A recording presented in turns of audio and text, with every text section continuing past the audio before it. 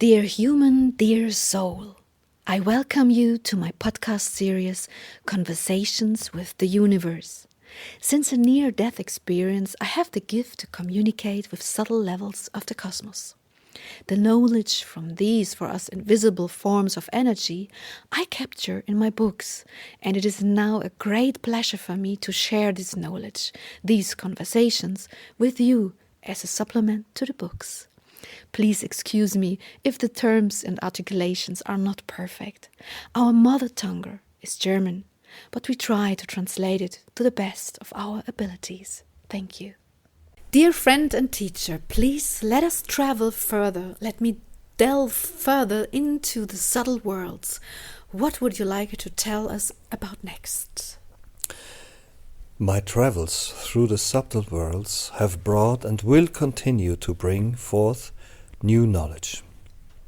As you know, it is not the cosmos that changes, but the energies and our perceptions. Yes.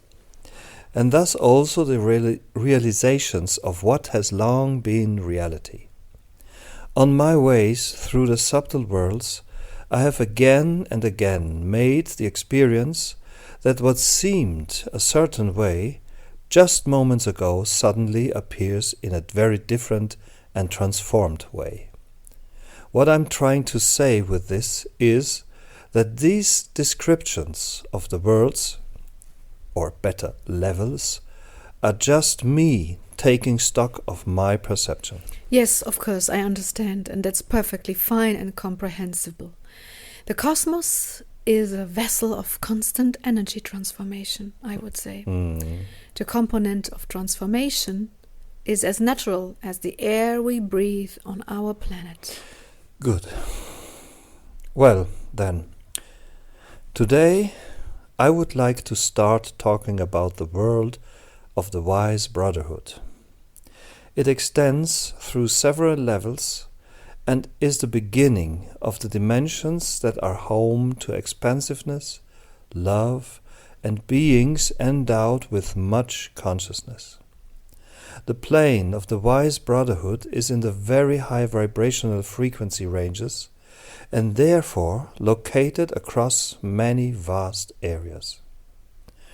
The world of the wise Brotherhood has also become my world. Shortly after my passing, I moved swiftly through the subtle levels of the deceased and ended up in the world of the wise Brotherhood. It is very powerful, very loving, and of a very highly vibrating consciousness. Sorry for that. It is clear. I had practiced the complex conditions for reaching these high frequencies throughout my last life in the body. Living lovingly, taking each step highly consciously, with expansive thoughts and feelings, remaining and becoming powerful through my way of being. I see. So let us note that this level, this area, the world of wise Brotherhood, is your home. Your subtle home. Yes. Please describe as much as you can what it looks like there, what entities are there, and if you say it extends over several levels, how these levels differ from each other, please. Yes. Different entities move through different areas. They control their movements through their power potential. Although some are calm and strong, they radiate so much energy through their power that they do not need the movement in space, as you would say, but move exclusively via their consciousness. Others are also very strong and powerful, but move around in the speciality of these worlds. They live the action as masters, masters of knowledge, masters of teaching. For example, when a person calls upon these masters begin to send help through the connection with this person, which ultimately means the connection with this soul.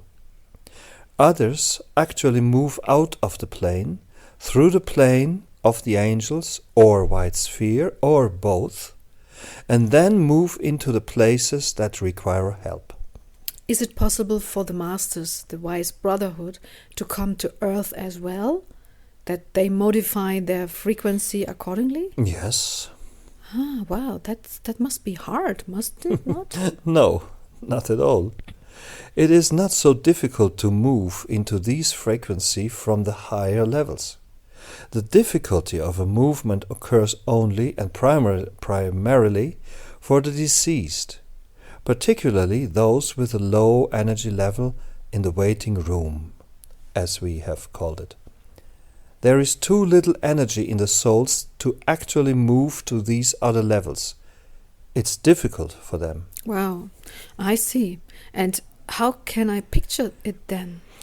You have to imagine that the beings from the dimension of the masters and brothers can only come to Earth or other planets when they are asked. The law of permission, which is omnipresent, is activated only via request. Then these entities travel to the place and try to help and energetically balance there with the aid of their power by connecting with the beings who requested this help.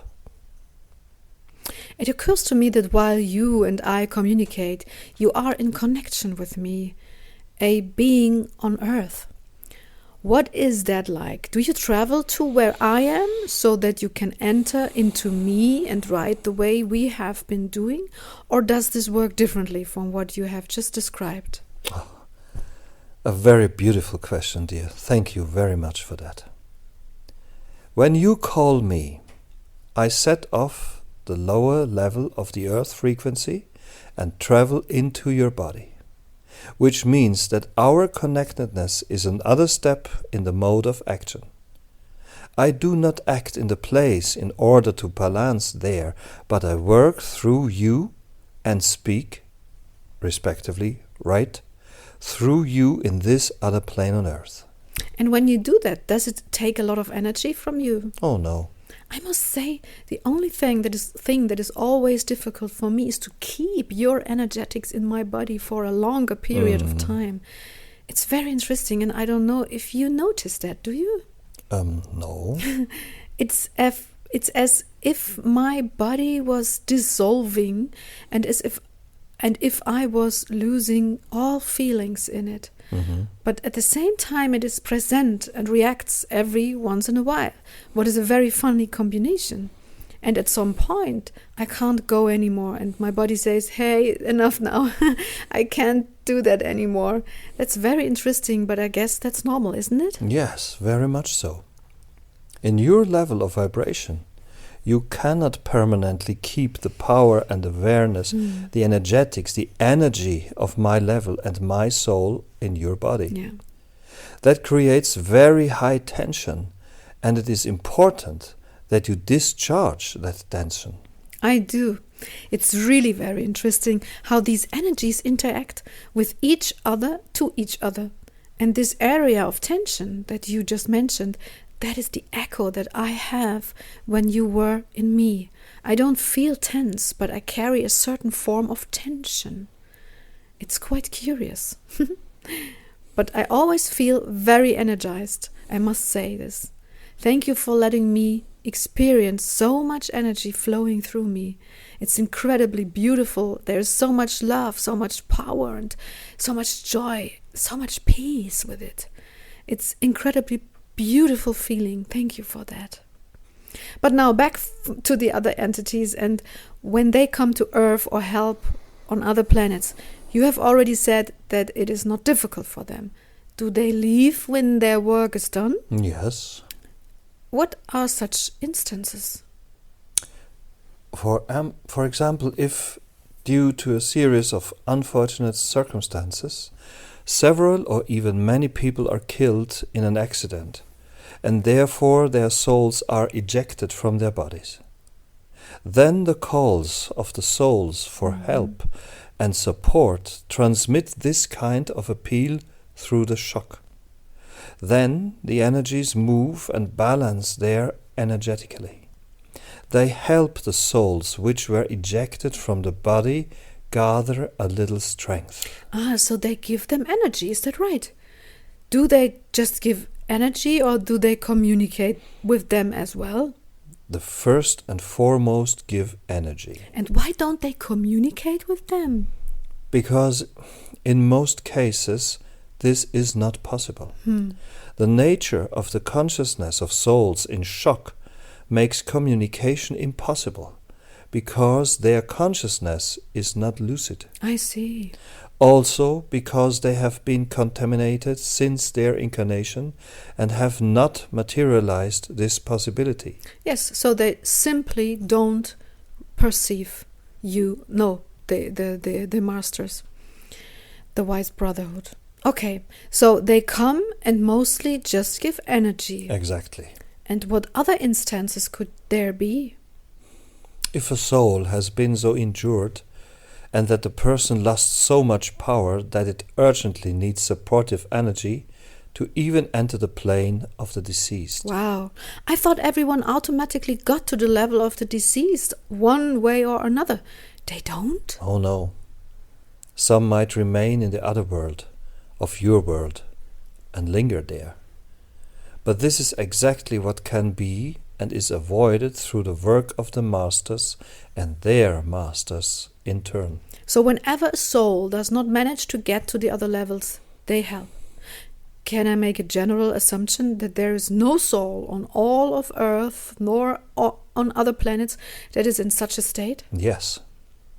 As soon as there is such a resonance in the cosmos, the power of the Brotherhood and the Masters becomes active. That's good to know. We can talk about this topic in more depth later. There is much more to talk about. Yes, I can imagine. Okay, well then, let us finish for today and move on with the individual areas and on the next episode. Thank you very much. Love. Thank you, Sylvia. Love.